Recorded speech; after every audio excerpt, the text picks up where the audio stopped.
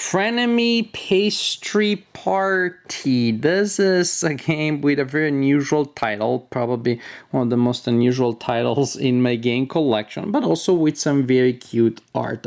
Personally, I would prefer if it was Frenemy Barbecue Party and you could cook these animals, but I'm not so lucky.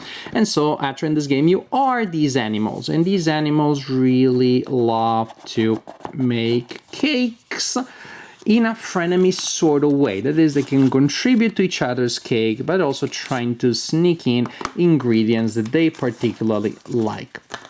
Now, each player will receive a card indicating their identity in the game at the beginning of the game, and you should keep that secretly because that will give you different ways of scoring. It also indicates the ingredient that your animal likes and that your animal is trying to get into other people's cake. Say, for example, this animal will score 3 extra points if at the end of the game it has the most kiwi cards, and this one the most strawberries, and this one just the most cards. Then we have ingredient cards and recipe cards. These are the recipe cards. There will be 3 available face up to the players at all times until there aren't. One of the ways in which the game may end is if you should refill the line of 3 recipes and you can't. And then you have a line of ingredients. You shuffle these cards and the ingredients are placed there on the table available for players to see. Then we have a draw pile, and then players will also have a hand of cards. Now, when it is your turn, super simple. You can do, well, you must do one of 2 things, which is either you gain an ingredient from the line, it's that simple.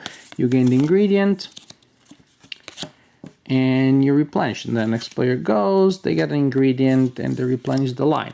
The other condition that may end the game is if there are no ingredients available. Other thing that I can do instead of getting an ingredient is to try to make one of the sweets here, try to bake a cake, in which case I choose the recipe, maybe I move it a little bit or just indicate it so that people see what is necessary. Then I can ask up to 2 other players to help me. To ask them, simply ask them, hey, can you help me with some? And I mention one of the ingredients, say chocolate or blueberries or mango or kiwi.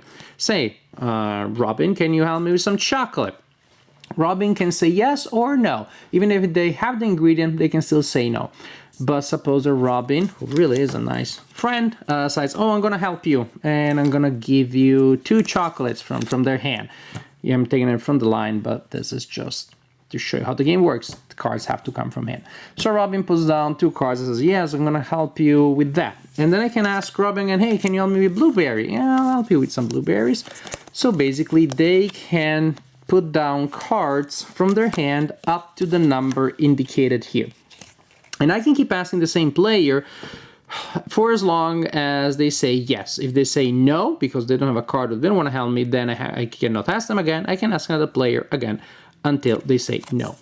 After they have put down their cards, I can add my own cards. And if after all that little dance, we have enough ingredients and we have the right combination of ingredients to bake the cake, like in this case with chocolate, 2 blueberry, a kiwi, and a mango, then the cake is successfully made. Now, the rules don't say what happens if players fail to do so, and the rule book sometimes sounds a little bit strange. I don't think it's been written by native speakers of English. The way we played it, if you try to bake a cake and you fail, well, nothing happens. You put it back there.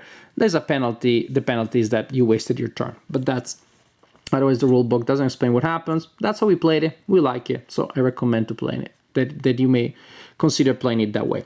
But if you do bake the cake successfully, then the player that started the cooking operation takes the recipe card and puts it face down in the personal scoring pile. They also discard all of the ingredients that they themselves use. Then the players that contributed to that recipe take their ingredients and put them in their personal scoring pile. So if you started a recipe and that is completed, you score the recipe only. You do not score your own ingredients. If you help other people bake a cake, you score your own ingredients and not the recipe card. So as the game progresses, you will have hopefully a scoring pile that has a mix of recipes that you completed and ingredients from other people's piles. Again, the game will be over when either there aren't enough recipes to fill this line here, or there are not ingredients left on the table. At that point, players simply look at their scoring pile and they reveal their cards. Each ingredient is worth 1 point, each recipe is worth 5 points. You possibly add extra points if you meet the condition indicated on your identity card, and at that point the player with the highest total is the winner of the game. No tiebreakers. If there's a tie, you just share victory because you're frenemies, which also means friends. Aww. So Frenemy Pastry Party. This is a game that works well with children. It is probably a little too light to play with adults. I've played it with adults that I would say they sat with me politely and they made some noise like, oh, but I could tell they were being polite. And also playing with adults, I think it was just a little too bland. It misses that edge that you need for a game. Even a simple game, even a small game, even a filler, even just a game for a lunch break. You just miss a little bit of flavor. I didn't have the tingling down the spine that I have when a game is exciting. And again, I'm scaling it to the filler, to the lunch break game. Within the category, there are just so many games that give you that extra element of excitement, that give you decisions that are a little more tense. The game felt a little too, obvious. Again, if I'm playing it with adults and from an adult perspective, because I want to get a lot of cards of the ingredients that I care about. And the fact that it's secret, it doesn't feel all that important. Almost feels like if it was open, wouldn't make that much of a difference because people are still gonna get the ingredients of their own kind if they can.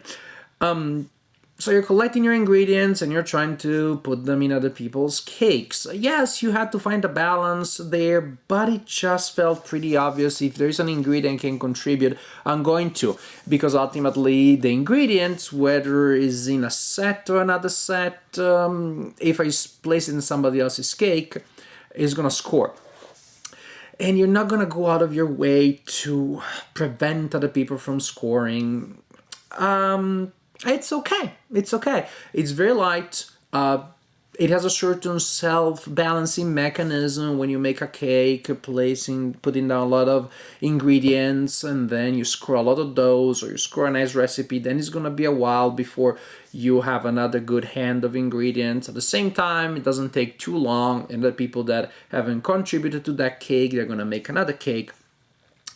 It's light, it's simple, it's not too exciting when you play it as an adult with adults, but it is fun to play with kids. I enjoyed playing with my kids mainly because I saw how much they got into it, how much they enjoyed it.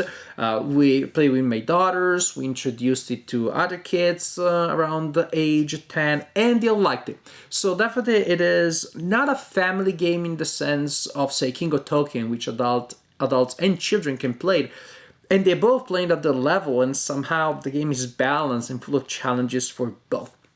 It is a game that I don't think holds all that much interest for adults, especially adults that are used to play hobby games, so games a little more meat.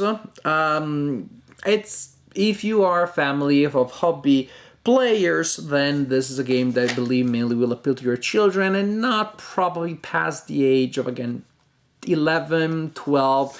It is a very simple family game. The art is adorable. But as for gameplay, it is just a little bit too linear, too straightforward, and a little bit bland, I believe, to keep the interest of hobby players. Frenemy Pastry Party. Kudos for a really strange title and for an adorable theme and adorable art. For gameplay, so and so. Unless you're a kid, then it's a great game.